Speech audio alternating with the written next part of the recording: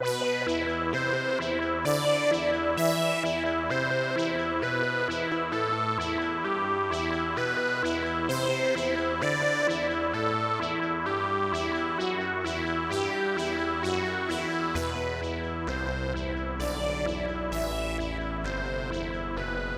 to another episode of Out from the Horrorbox.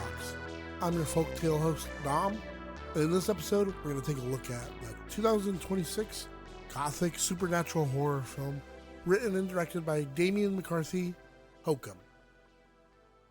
First up, I just want to say, anyone who's been listening and is still listening, thank you for sticking around. I know it's been a couple months where it's like, where's everybody? Where's episodes?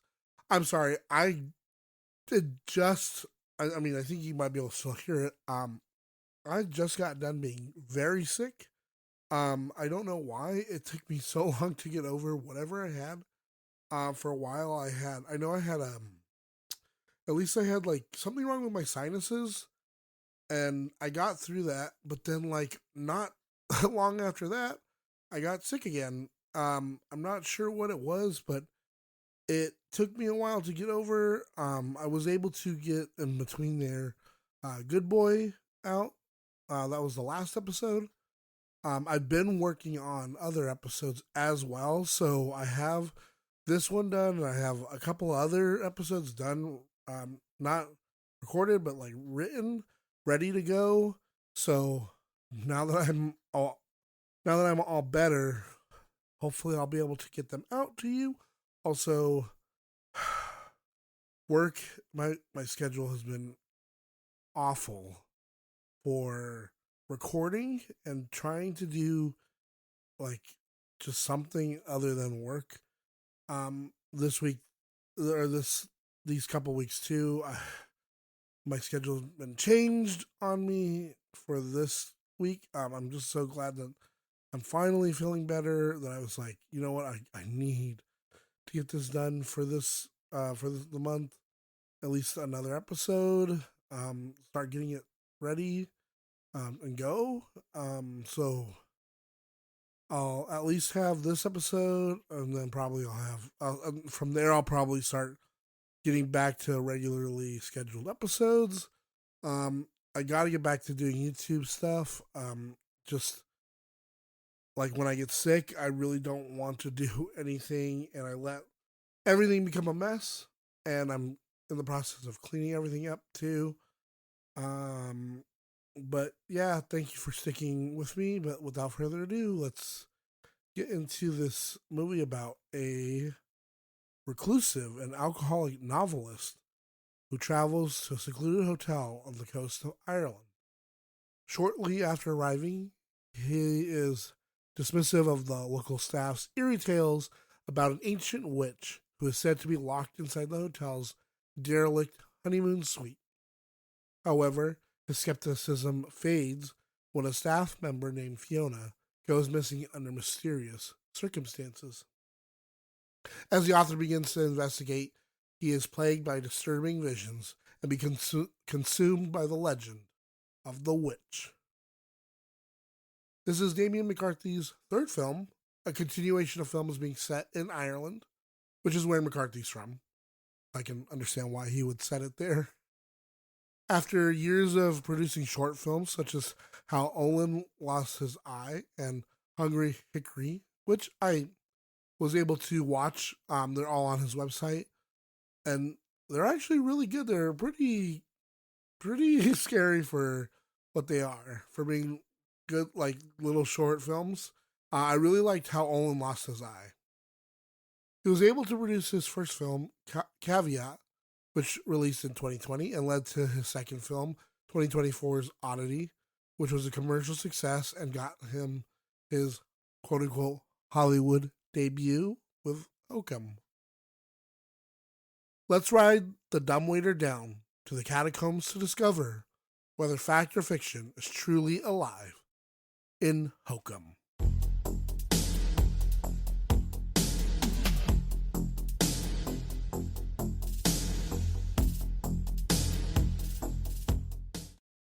The film is both written and directed by Damian McCarthy, who developed the project from his own original story. Production was handled by a collaborative team of companies, including Image Nation, Tailored Films, and Spooky Pictures. The producing team included notable horror producers Roy Lee and Steven Schneider, alongside Derek Dotchie, Ruth Treacy,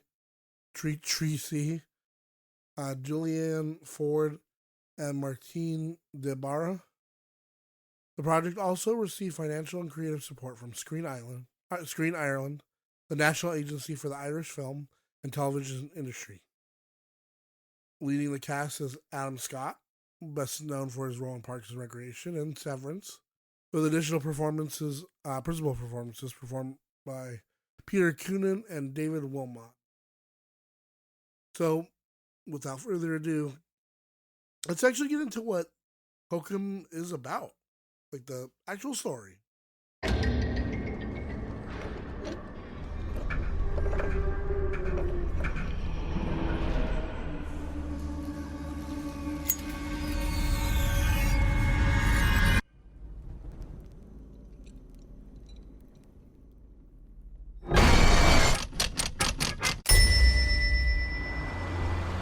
First time in Ireland. My folks came here for their honeymoon. Always wanted to come back. Why didn't they? I don't know if you've noticed, but there are some oddballs walking around this place. There are worse things than strangers out there, Yank. One of the members of staff is missing. What about the honeymoon suite? It's always locked.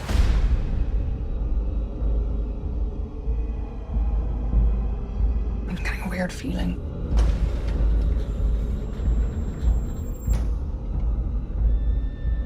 Something feels off. Jesus. I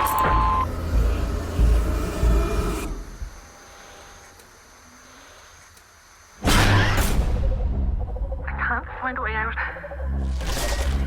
I keep hearing something. I think there's someone down here. Can you hear me? Get me out of here, man!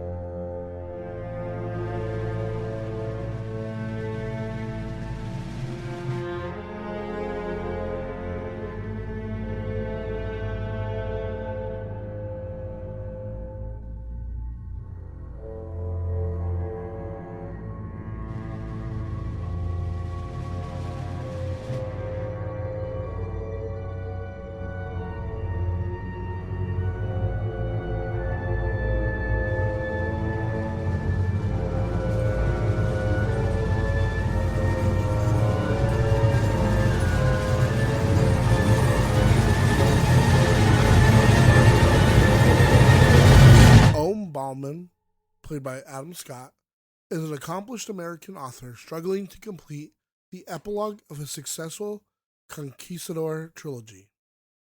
After glimpsing the ghost of his deceased mother at home, he spontaneously decides to visit the Bilberry Woods Hotel in rural Ireland, the very place where his parents honeymooned, in order to lay their ashes to rest.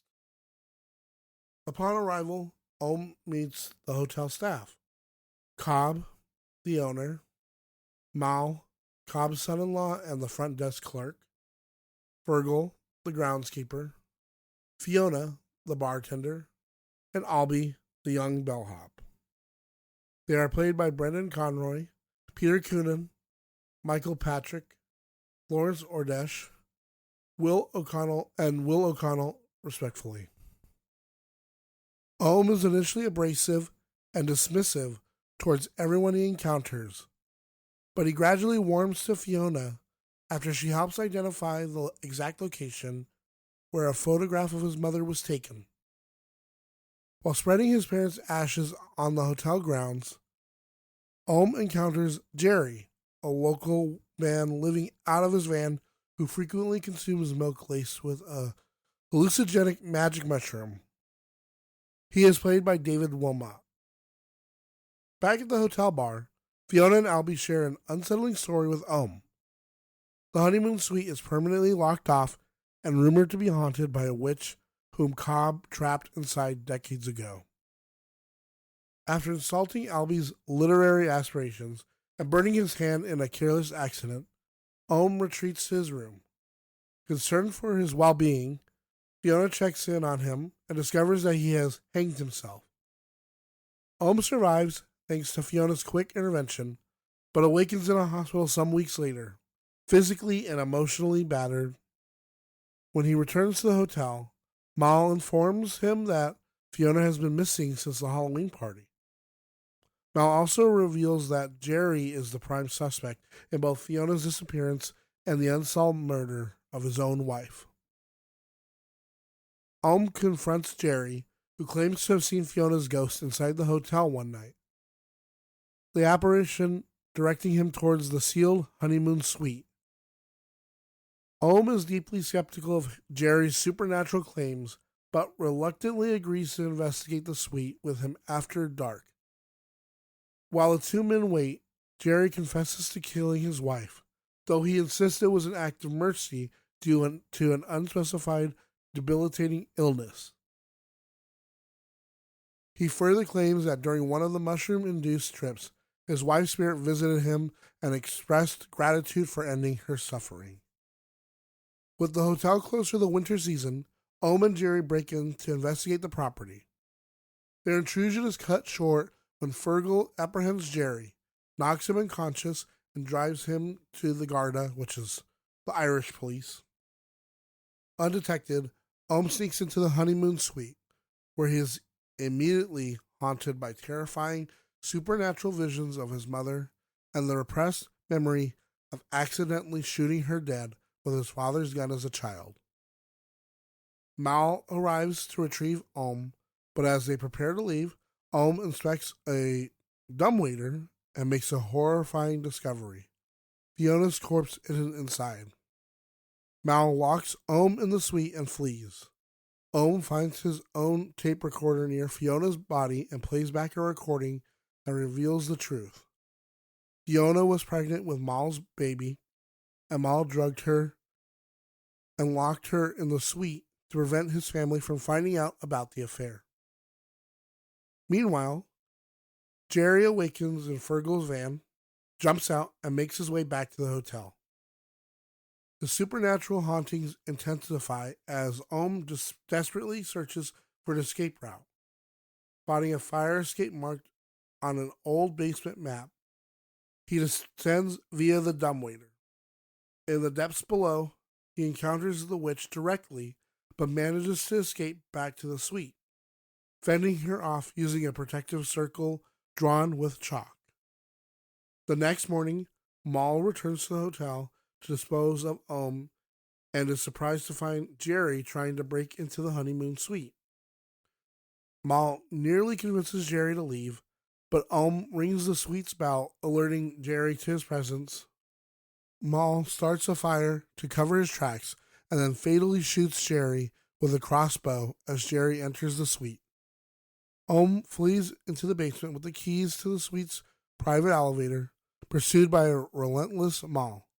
Mal finds the keys but is attacked by the witch, who chains him up and drags him down to the underworld.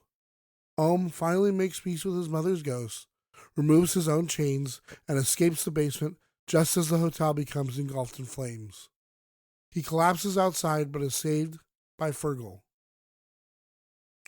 Albie visits in the hospital, confessing that he eventually spiked Ohm's whiskey with Jerry's mushroom powder on the night of the suicide attempt. Notices that he still has rust marks on his wrists, consistent with having been placed in chains, and recalls Jerry's earlier claim that drugs allow certain people to perceive the supernatural realm. He promises to read Albie's manuscript as a gesture of kindness and ultimately finishes writing a more hopeful, redemptive ending to his conquistador book, a conclusion shaped by the horrors and revelations he survived.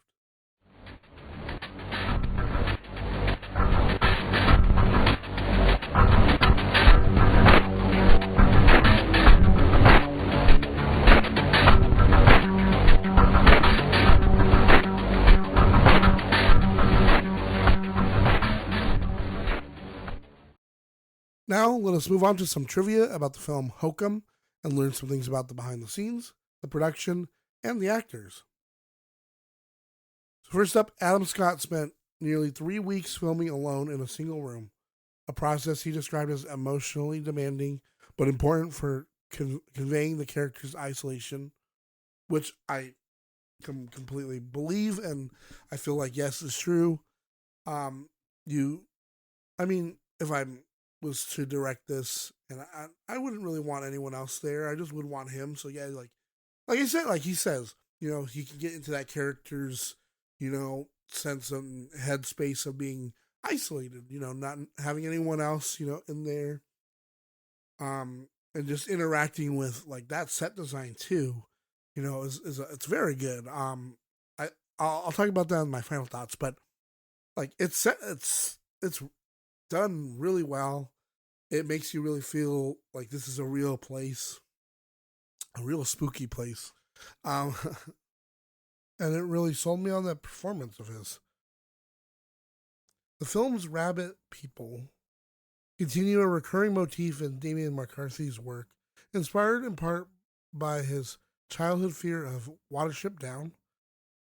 And I didn't think that's what it was going to be, because I could kind of guess he had some kind of thing with rabbits from Caveat, obviously. And then I haven't seen Oddity, but my friend has seen it. And he said, yeah, there's some imagery in there with rabbits too. And then obviously in this one. And when you find out that it's Watership Down, okay, maybe not the book. Well, no, I know that the book has very graphic imagery as well. But the 1978 film, I'm pretty sure scared a lot of people. And I don't know if it would necessarily make them afraid of rabbits, but I know it did shock a lot of people because for being a film about bunnies, it's very graphic for some reason. It's very direct from what happens in the book, I think. I don't know. I haven't really finished it. Not the movie, the book. But yeah, I was like, man, he has to have something with rabbits, because that's the only reason why you would have this kind of like slight motif of like something recurring of rabbits. I'm like, gotta be something, right? And that's what it is. It's he has a thing with Watership Down. Makes a lot of sense. To capture detailed close-up shots of the clock's miniature heads, the production created an oversized version of the prop, which honestly, I've seen that they've done that before with other, I don't know about this in particular production crew, but there's been films that we've done that with before. Like I know Gremlins has done that with Gizmo to make sure you can't you can build a little animatronic that does like simple things, right? But like to get the very intricate shots that they got in that first film, where like his eyeballs move and his mouth moves, and like he's very fluid and like not animatronic looking. They built a bigger animatronic, and then they built the set to scale, and everything around him to scale. So it really gives this kind of like they're able to do more with it, right? The bigger you build it, and the more intricate you can make it, and you can scale everything around that, right? So the more detail you can give in something bigger, you can put more detail into that, and then you just scale everything around it accordingly. It just looks correct size when it's oversized, and it gives you enough detail that you need. And I think that's kind of crazy that they did that just to get that. But hey, I mean, that's how you're gonna get it. You gotta get it. The entity trapped in the honeymoon suite is identified as a. Now I'm probably more than likely going to butcher this because it's Gaelic. I think it was called a Kali Leak. Kali Leak? Kali Leak? It looks like Kali Leech. A figure from Gaelic mythology associated with winter, old age, and the landscape of Ireland and Scotland. And honestly, like, it fits, like, with everything that's going on in the story, with the old age, getting older. But also, like, it's just if like the coming of moving from Halloween in October into the winter months also makes sense with this thing, this witch or whatever whatever it is, whatever this entity is. And I love that they use all this kind of folklore from Ireland that I mean, we get a lot of folklore here in America from Ireland passed through, but it's obviously anglicized a lot of the time, especially like with like Halloween, with like we use pumpkins instead of the turnips. The turnips are way more scarier. Like I've seen them before, but like in here when they're used to decorate a bunch of things, it's like a lot scarier. Just everything that everything like leprechauns, the fae, what do they have? Yeah, like I want to say brownies or whatever. All the short little like gnomes and stuff. I don't know if they have gnomes, but whatever.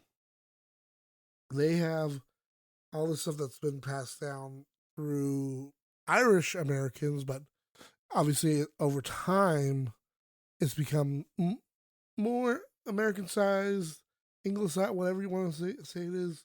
English-sized is more English, but like Americanized too. Like when you think of the leprechaun, you either think of like Lucky Charms or you think of the scary movie Lucky Charms. The scary movie Leprechaun, right? You think of the leprechaun. Which that even in itself is like a whole like reinterpretation of the leprechaun. So it's just kind of crazy. It is good to see like this like folklore from the source told by someone who grew up with it, and see how they're showing the interpretation of what it should be or how it should be taken. I like that a lot. But let's move into my final thoughts on Hokum.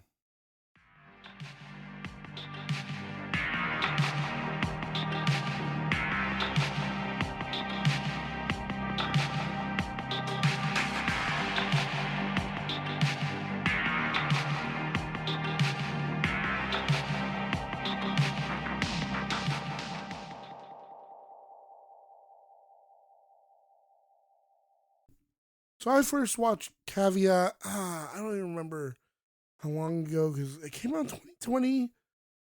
Um. So I think I know my mom saw it first. She told me to watch it because she was like, "Hey, me and my friend, because she went over to her friend's house for Halloween Horror Nights, because she lives in California. Um, so she was like, "Yeah, we watched this movie. It was really weird. This woman like locked up, and there's a bunny, and like I don't know how to pronounce it." I was like, "Okay," and she's like, "It's like Sevat or something like that." I'm like, well, "All right, whatever." So then I found a caveat, and I watched it, and I was like, "Wow, that was a very disturbing movie. All right, this is kind of crazy. All right." So then I heard, the same guy who directed Caveat, he made a film just a couple years ago called Oddity. And I heard that one was supposed to be really, really good and really scary. I'm gonna watch it. My friend seen it. He said it's really good, and I'm gonna watch it as soon as I can. Um, I just, like I said, I've been pretty sick, and I just don't want to like start it and then like I'm like being sick, like if I fall asleep or something, or just like I just can't pay attention because I'm like all stuffed up or something, and I just want to be able to watch it and not have to worry about like have to rewatch it or anything. So then I heard about this not even that long ago, like right before it was gonna come out. I was like, Hokum, what is this about? And then I kind of saw a trailer, and I still wasn't even sure what it was about. I mean, the good thing is like you don't really know what these movies are about, and so I like when you don't know anything going in. That's one thing. That's one reason why I think I like Long Legs a lot, was because like a lot of that was vague on what was going to happen in that movie, and then when you got to it and you watch it, and you're like, this is a banger, man. This is so good. Um, Osgood Perkins is amazing. But getting back to this one with Hokum, so then, I knew Adam Scott was going to be in it, and I knew it was the guy. And then I was like, I found out it was the guy doing from Caveat. My friend had told me, and I was like, "Wait, that's that guy?" And he's like, "Yeah." I was like, "So there's gonna be some kind of bunny in this, isn't there? There's gonna be some kind of rabbit in this, huh? Somewhere there's gonna be a rabbit that's scary or something." And there is.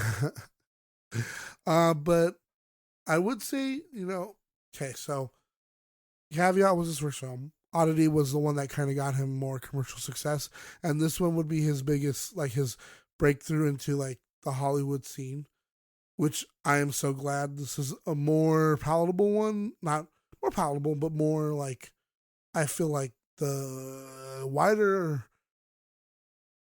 Caveat was on like Amazon and like Tubi and stuff for a long time. It was like more obscure. I don't think anybody had seen that. I feel like more people saw Oddity, and then now I think people got to see Hokum, and they got to see this weird world where rabbits are kind of scary, and like these like little figures are scary, and that Irish folklore is actually really scary, and Irish people are just so scary because they're drunk. No, I'm just joking. But one thing I will say is it is kind of weird that Adam Scott, I don't know what he is. Scott kind of sounds like maybe like an Englishman's last name. Maybe he might be like Scottish or something. But I like that you can just place onto him like random European, because he was in what's it called? Krampus. He's like German or something because his mom, or no, wait, that's his grandma, right? Or no, that's his mom. That's his mom. Is like straight from Germany, and you just slap on him German. But here, like they're Irish, because his name's Ohm Bauman. So he's got a, or is that German? Whatever. Who cares? I feel like you could just slap on some kind of European on Adam Scott, and he's that. But he does a really good job. Adam Scott's always really good. He's been really good for a long time. If you haven't watched Severance, go watch Severance right now. You need to see that. That show is amazing. Probably one of the best shows of all time. It is amazing with just 2 seasons, and oh god, it's so good. Every episode is amazing. But even just the rest of the cast too, and then the fact that the Irish folklore and that there's a witch in the hotel. Ooh. You don't even really get a sense of that further into the film, right? And I like that it builds towards that. And you don't even understand if that's a real thing. I mean, you kind of do, but you kind of don't, because you saw the ghost. It starts off with a ghost in appearing to him, right? His mom appears to him. So then, with him hanging himself, I thought that was gonna be part of the ghost or the witch hanged him. Ooh. And then you find out at the end, oh no, the guy had to spike his drink with hallucinogenic mushroom because he got mad because he got mad because he didn't want to read his manuscript. So he spiked his drink. But it did allow him later to be open to seeing these other extra dimensional, maybe supernatural, extra dimensional beings, whatever you want to call them, the creatures of the folklore. Especially when we get to the witch, he goes down trying to find the escape hatch or the escape, the fire escape. There's supposed to be a fire. There's supposed to be an escape there in the basement, but there was, I guess, you learned that there was a fire or something years ago in a part of the basement, and they sealed it off. And I think they mentioned that earlier, and Adam Scott's character, just because he was such a dick earlier, just didn't remember that, or he thought maybe maybe they're lying. Then we see the witch is real.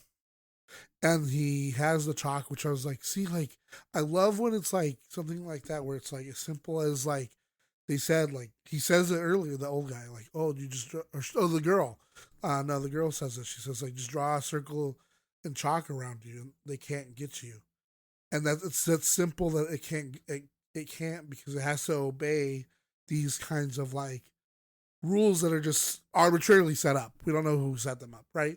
But they're just these rules that they can't break. And then even later when she chains up the guy and pulls him into the thing, and then there's oh god, I love just I don't know if it's what's the Damian McCarthy, if it's him or he's part of the production, but they're I love the production because the little miniature characters that they show at the beginning, and design of the creatures as she's pulling the guy down into wherever they're going, into the hell or wherever she's taking him. Those things are crazy. But I was talking about earlier, the honeymoon suite also has a setting of it, and it's given an art production of itself, of its own. It's unique. It's designed I love the way that it's designed. It's just it's very intricate and interesting, and there's just a character to itself. From just how it's set up and designed, and just how it looks and makes you feel it I don't know how to, I guess the only way I can describe this is sometimes I'll have a dream where if I go into a place, I know that place is that room is haunted.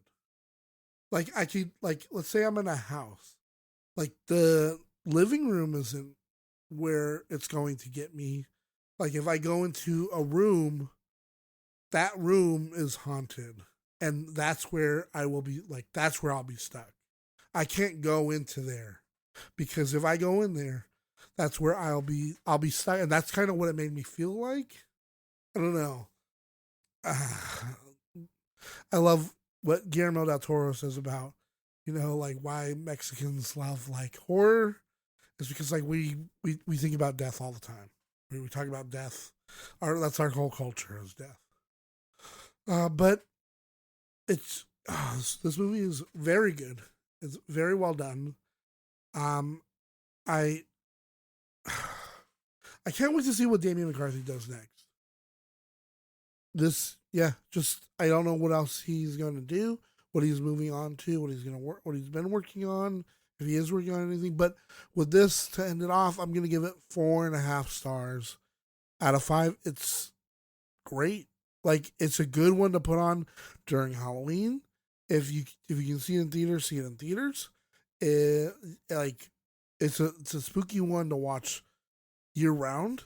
Like, I feel like it's very like, it kind of fools you too, and like lulls you into thinking like, oh, this isn't the supernatural. Well, because it throws a couple curveballs at you. It throws the ghost at you at the beginning to make you be like, oh, so we got to believe that all the supernatural stuff's going to be real. And then when we find Fiona's body in the dumbwaiter, we're like, oh shoot, okay, so there's no real witch. It can't be. This is just like a love story where, not a love story, but like a thriller where the guy, he like hid the body. He's been hiding bodies up here, kind of thing. And then we get the witch, and we're like, what the? So it is supernatural. Oh my God. Oh my God. Oh my God. It's so good. Just like the acting, great. Direction, great. Production design, great. Just overall, the whole story, the whole setting, everything, everyone's doing great. There's like really nothing I can see about it. There was nothing about it that I was like, man, like if they would have done like some movies, you could have been, you can always, there's some movies where you're like, if they had just done this, it would have been a little bit better. Or maybe if they had done this, like it could have been maybe slightly different, or maybe a little bit cooler this way, or done like a little bit different that way. No, I don't know. There's just so much tension built up when he's trying to get that bell to ring too, to get the guy's attention, and you're just like, he's not gonna get his attention, and you just think, God damn, he's gonna be trapped in there for forever, and he's gonna die, and then he doesn't, Yeah, this was a really good one, really good one. What folktales have you heard? Did you think the witch would turn out to be real? Are you afraid of rabbits? I surely am not. We want to thank you all for listening, and if you like what you hear, please subscribe to get every new episode downloaded. If you have any personal or fictional, paranormal, supernatural, or unexplainable stories, we'd love to read them on the podcast. Please send your stories, recommendations, or anything else to horrorboxpodcast@gmail.com.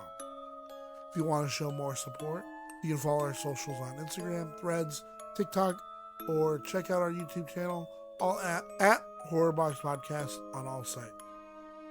Also, you can buy me a coffee at coffee.com/horrorboxpodcast. It really helps out. Until next time, if they say there's a witch, there's a witch. This is Dom, signing off from the Horrorbox.